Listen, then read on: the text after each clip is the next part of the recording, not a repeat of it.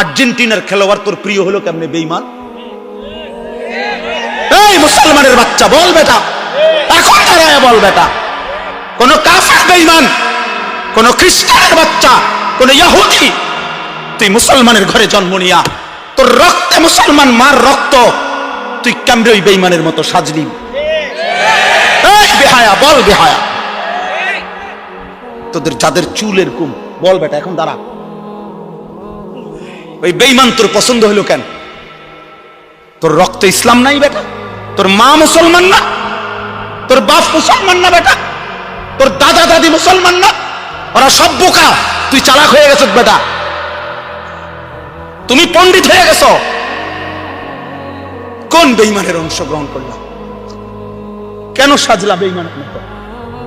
তোমার নবী নাই, তোমার রাসূল নাই, তোমার আল্লাহ নাই,